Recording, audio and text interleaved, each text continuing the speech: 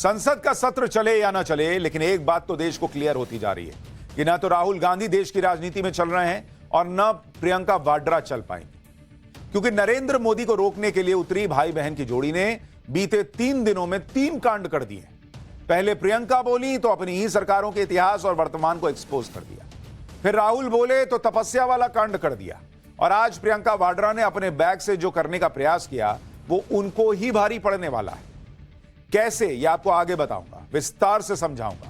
लेकिन आज आपको यह भी समझना चाहिए कि कैसे कांग्रेस मुस्लिम वोट पाने के लिए एकदम अलबला गई है। सॉफ्ट हिंदुत्व, थोड़ा टफ हिंदुत्व, ये हिंदुत्व, वो हिंदुत्व, सब ट्राई करने के बाद कांग्रेस कैसे बैक टू स्क्वायर वन यानी मुस्लिम वोट के लिए तड़पने लगी है, आज आपको यह राहुल गांधी और प्रियंका वाड्रा खुद समझाएं। क्योंकि फिलिस्तीन का बैग प्रियंका वाड्रा के हाथ में आज दिखा तो लोग पूछने लगे कि इन्हें संभल के मुसलमान दिख जाते हैं, हजारों किलोमीटर दूर फिलिस्तीन के मुसलमान दिख जाते हैं, बगल में बांग्लादेश के हिंदू नहीं दिख रहे हैं कि उनके साथ क्या हो रहा है। सब दिख रहा है इन लोगों को। यह बैग ऐसे ही नहीं है, आज आपको इसके बारे में सीक्रेट स्टोरी समझाऊंगा। क्योंकि नरेंद्र मोदी ने तो क्लियर कट कह रखा है कि एक रहोगे तो सेफ रहोगे, लेकिन कांग्रेस को यह समझ आ रहा है कि मुस्लिम वोट का हम ही एक मसीहा रहेंगे तो बचेंगे, वरना निपट जाएंगे। कैसे ईवीएम पर राहुल गांधी को उनके ही साथियों ने मिलकर एक्सपोज किया है, आज आपको यह भी देखना चाहिए।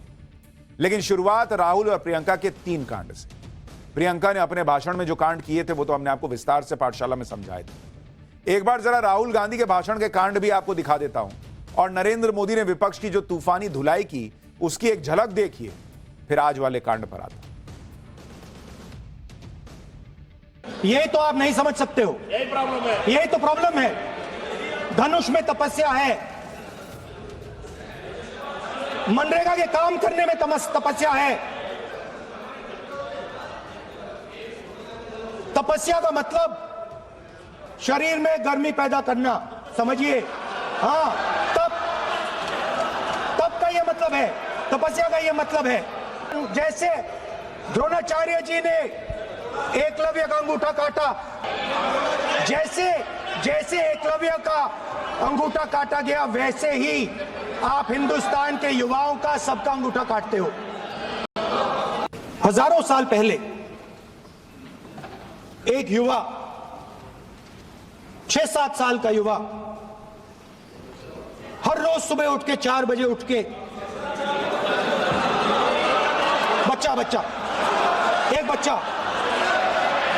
एक बच्चा, वाह बहुत बढ़िया, एक बच्चा 4 बजे उठ के तपस्या करता था। आदरणीय सभापति जी, गरीबी हटाओ का जुमला इसी के कारण जुमला बन करके रह गया। गरीब को इस मुश्किल से मुक्ति मिले, ये हमारा बहुत बड़ा मिशन है और ये हमारा संकल्प है, और हम इसके लिए दिन रात एक कर रहे हैं। जिनको कोई नहीं पूछता, इनको मोदी पूजता है। भाई, कांग्रेस कुछ भी कायदे का कर दे तो उसे मंदिर में जाकर लड्डू चढ़ाना चाहिए आज की डेट में।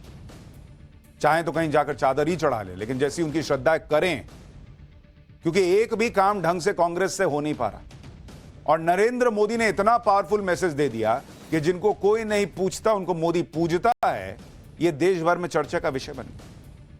ऊपर से प्रियंका वाड्रा ने आज जो किया, उससे कांग्रेस की मुस्लिम वोट के लिए डेस्परेशन और हिंदू वोटों से अलगाव सब साफ दिखने लगा। प्रियंका वाड्रा आज एक बैग लेकर संसद आई।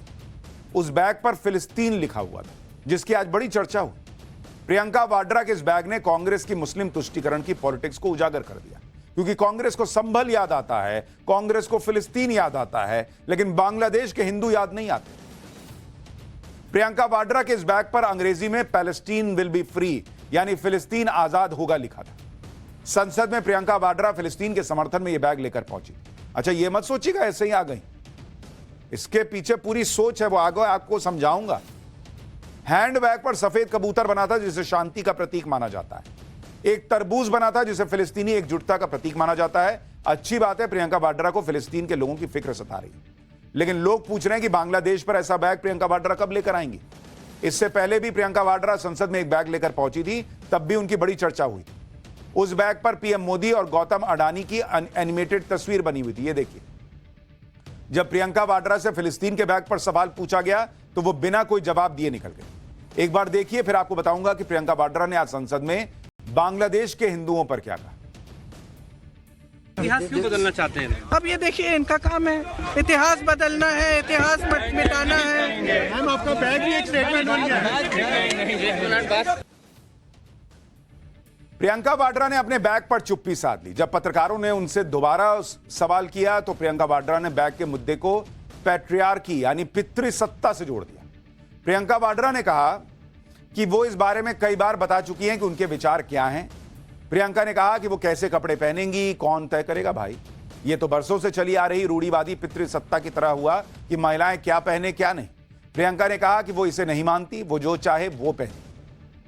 प्रियंका वाड्रा को किसी ने यह नहीं कहा कि आप ये बैग क्यों लेकर आई, क्यों पहनी। लोग तो पूछ रहे हैं कि अगर फिलिस्तीन की इतनी चिंता है, संभल की इतनी चिंता है, तो बांग्लादेश की क्यों नहीं है भाई, वहां जो मुसलमान हिंदुओं के साथ हो रहा है। प्रियंका वाड्रा तो इस मुद्दे को अलग ही दिशा में ले जाने लगी। इस पर बीजेपी नेता अमित मालवीय ने कहकर कांग्रेस को घेरा कि संसद सत्र के खत्म होने के वक्त 2 मिनट का मौन उन सभी कांग्रेस के लोगों के लिए रखना चाहिए जो ये सोच रहे थे कि प्रियंका वाड्रा ही कांग्रेस की नैया पार लगाएंगी और प्रियंका वाड्रा को राजनीति में जल्दी लाना चाहिए। अमित मालवीय ने कहा कि प्रियंका वाड्रा राहुल गांधी से भी बड़ी गलतियां कर रही हैं। वो फिलिस्तीन के मुद्दे को पैट्रियार्की से जोड़ रही हैं। अमित मालवीय का कहना था कि कांग्रेस की नई मुस्लिम लीग है। इधर देश में प्रियंका वाड्रा के बैग पर घमासान मचा था, उधर इस बैग को देखकर पाकिस्तान बम बम हो रहा था। पाकिस्तान के पूर्व मंत्री फवाद हुसैन ने सोशल मीडिया पर प्रियंका वाड्रा और उनके बैग का समर्थन कर दिया। फवाद हुसैन चौधरी ने लिखा कि आप जवाहरलाल नेहरू जैसे फ्रीडम फाइटर की परपोती से आप क्या उम्मीद कर सकते हैं। इस मुद्दे पर प्रियंका वाड्रा डटकर खड़ी हुई हैं। यह शर्म की बात है कि आज तक किसी भी पाकिस्तानी संसद सदस्य ने ऐसा साहस नहीं दिखाया। यानी पाकिस्तान के पूर्व मंत्री प्रियंका वाड्रा के फैन हुए जा रहे हैं। खुद मान रहे हैं कि फिलिस्तीन के मुद्दे का ऐसा सपोर्ट तो मुस्लिम देश पाकिस्तान तक नहीं कर पाया जैसा प्रियंका वाड्रा कर रही हैं। हालांकि यह पहला मौका नहीं है जब प्रियंका वाड्रा का दिल फिलिस्तीन की आजादी के लिए रो रहा है। प्रियंका वाड्रा को भले ही बांग्लादेश के हिंदू याद ना आए, लेकिन वो वक्त वक्त पर फिलिस्तीन के मुसलमानों को याद करना नहीं भूलती। 2024 की शुरुआत में न्यू ईयर के मौके पर प्रियंका ने फिलिस्तीन के समर्थन में सोशल मीडिया पर पोस्ट किया था। जून 2024 में भी प्रियंका ने इजराइल के प्रधानमंत्री बेंजामिन नेतन्याहू की आलोचना की थी। कहा था कि गाजा में इजराइल सरकार ने क्रूरतापूर्वक नरसंहार किया है।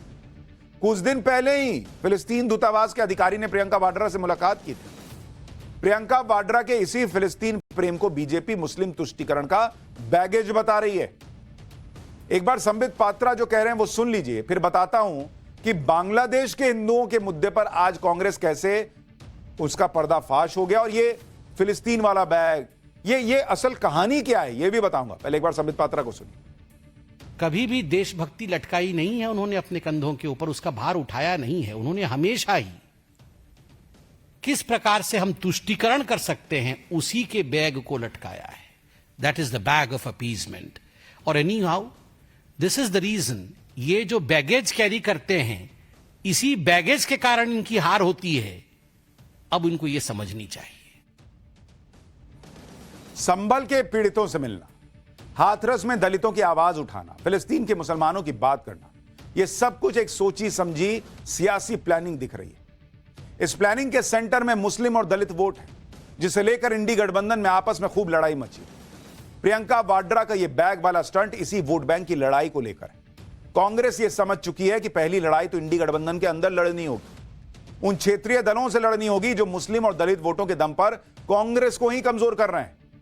भाई, बीजेपी से 1-to-1 फाइट में तो कांग्रेस जीतती नहीं, ये तो डेटा कह रहा है, लेकिन ये तो इंडिया अलायंस के साथियों से भी हार रहे हैं और इनका जो कोर वोट बैंक है मुसलमान का, वो इनके साथी छीन के ले जा रहे हैं। अभी आपको दिखाऊंगा, पूरा डेटा दिखाऊंगा।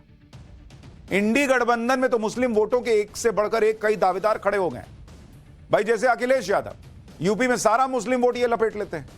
ममता बनर्जी बंगाल में किसी और को मुस्लिम वोट लेने ही नहीं दे रही। असदुद्दीन ओवैसी देश भर में घूम घूम कर अपनी दावेदारी पेश कर दे रहे हैं कि हम भी हूं। अरविंद केजरीवाल दिल्ली में सारा मुस्लिम वोट बैंक ये लपेट ले रहे हैं। बिहार में लालू यादव की पार्टी है। ये तो वो नेता या पार्टियां हैं जिन्होंने कांग्रेस के ही पुराने मुस्लिम वोट बैंक में सेंधमारी की और अपना कद बढ़ा लिया। कांग्रेस अब इस पैटर्न को रिवर्स करने में जुटी है। कांग्रेस मुस्लिम वोटों के लिए इतना हाथ पैर क्यों मार रही है, आपको यह समझना चाहिए।